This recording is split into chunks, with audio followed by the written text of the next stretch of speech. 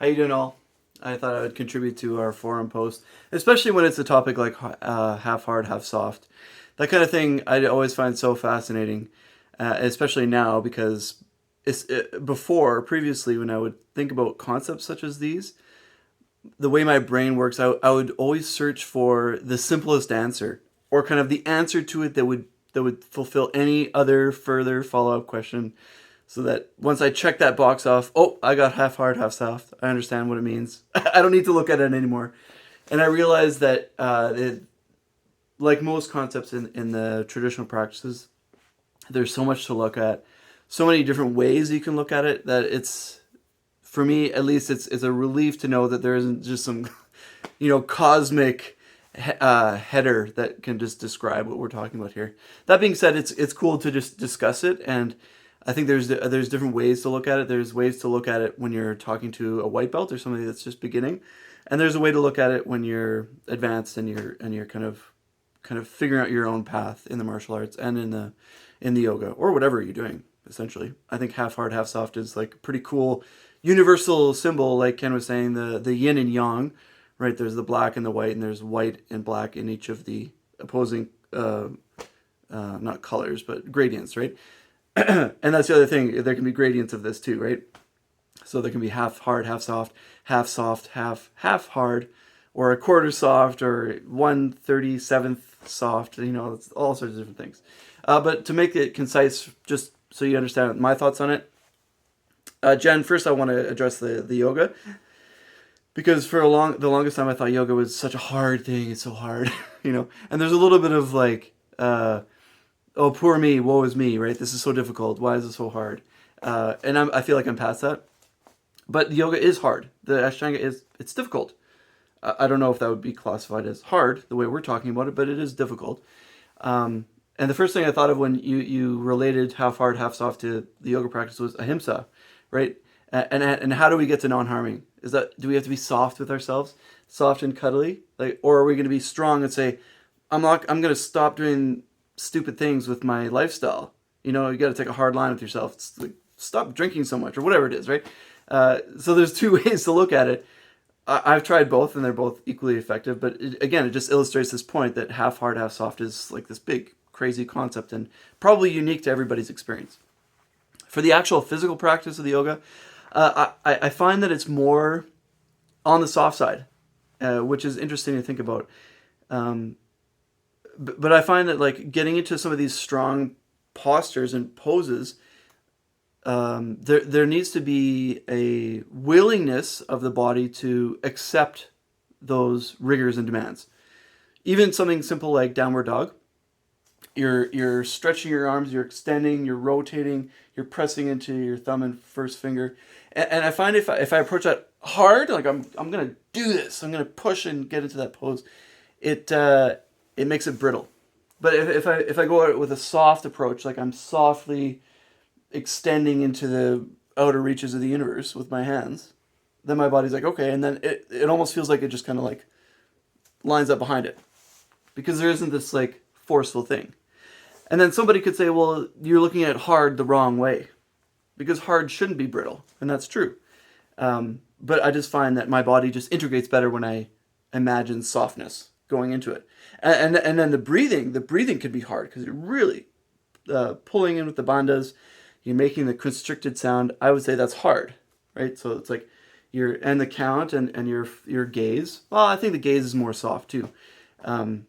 Because if you're forcing yourself to look somewhere, your brain is going to say, I'm tired of this. Anyways, there's a spiral we can go down. Right? Oh, but this is hard. Oh, but I never thought of it that way. But just like I said, I tend to go long-winded on these videos. For me, the actual physical poses themselves for Ashtanga yoga right now, June 17th, 2022, I am approaching it soft. And that seems to work. The martial arts is a totally different thing. And again, there's differences, but I find a lot of the times when there's hard, there's an opposing soft, and vice versa, even in the same movement. So I do a lot of bag work. I like to do working with the bag, and it's very illuminating, because you can get excellent power being totally soft. Like if I just do an elbow strike, And I just imagine just walking through the bag. It's super soft, but it really makes a big impact.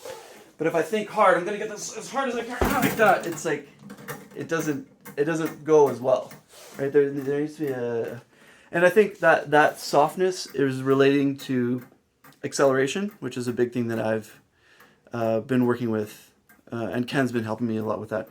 This idea of if you're gonna punch, you don't want to just try to get there as fast as possible. There's going to be an acceleration, and I find that really helps with increasing power. So there's a softness and an acceleration that gives you power. Stuff that I can relate hardness to is probably kime. I like my kime to be hard because it's the ending. It's like the end of a phrase, and there needs to be a period at the end of it. If it's a comma, then it's not kime, I think. Debatable, but that's where I'm thinking right now. And then I've been also working with the Makiwara 2, and it'd be interesting to get people's thoughts on that, because the Makiwara is a lot more. It's a lot different than the heavy bag, because the heavy bag moves away from you, and it's pretty yielding, whereas the Makiwara is meant to focus on your alignment, right?